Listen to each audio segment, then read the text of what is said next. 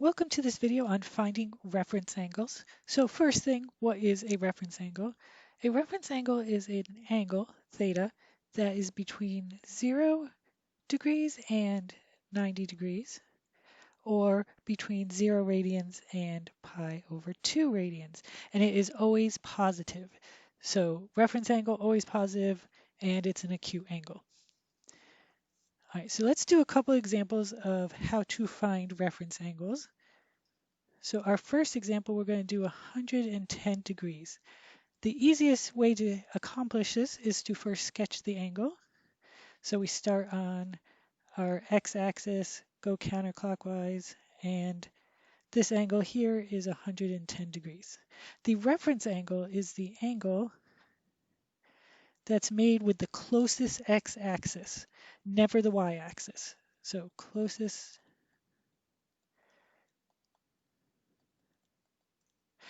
And so I want this angle right here. And we know that this is 180 degrees.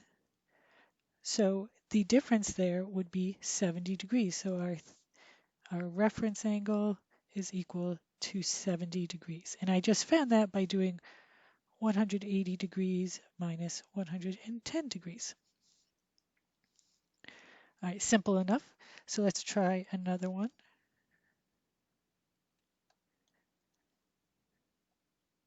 This time, let's do a negative angle, and let's do negative 300 degrees.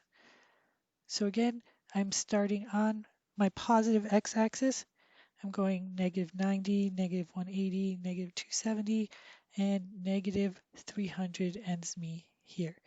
Now, I want the angle that is made with the closest x-axis, so in this case, the positive x-axis.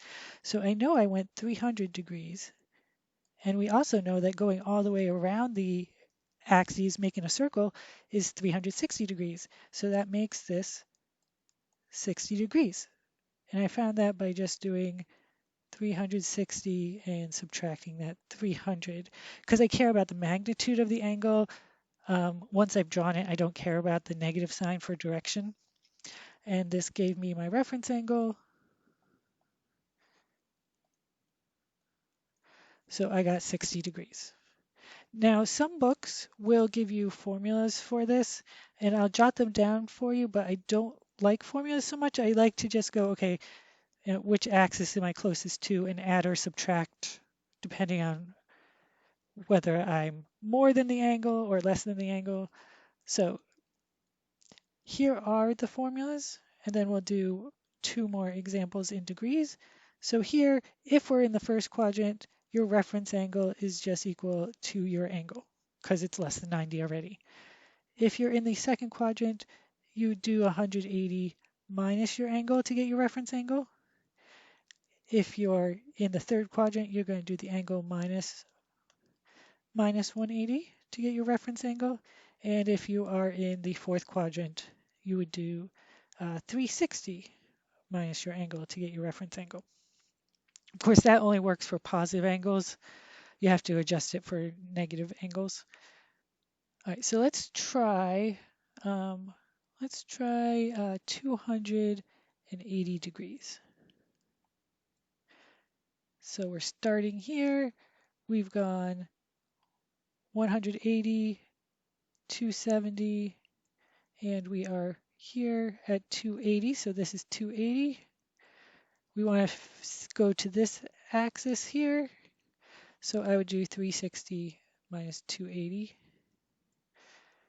And that would give me 80 degrees as my reference angle. All right, now let's switch over to radians. So let's do a 7 pi over 5. And I want to graph that.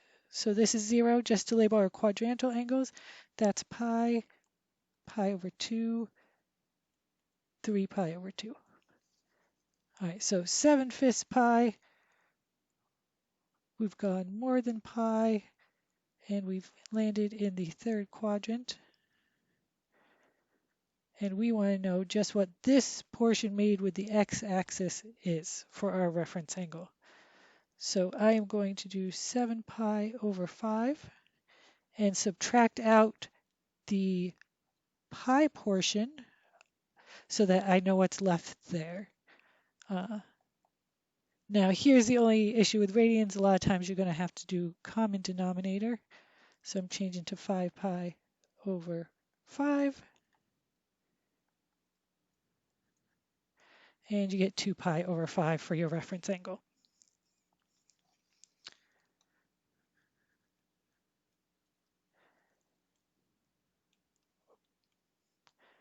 All right, let's now do a negative radians. Negative 3 pi over 4. So again, 0, pi. So we're going negative, so we're going to go a little less than pi because 3/4 is less than pi. And we end up in the third quadrant. So I am going to figure out how much more I have to go to get to pi. So I'm going to do pi minus 3 pi over 4. And that's 4 pi over 4 minus 3 pi over 4. And that leaves me with pi over 4 as my reference angle. Right. One last one. And that is, what if my angle is, let's do pi over 7. So pi over 7 is just in the first quadrant. So I've gone pi over 7. That is already itself a reference angle because it's between 0 and pi over 2. So there's nothing you have to do. If it ends up in the first quadrant, it's just the first quadrant angle. All right, I hope this helped, and I'll see you in the next video.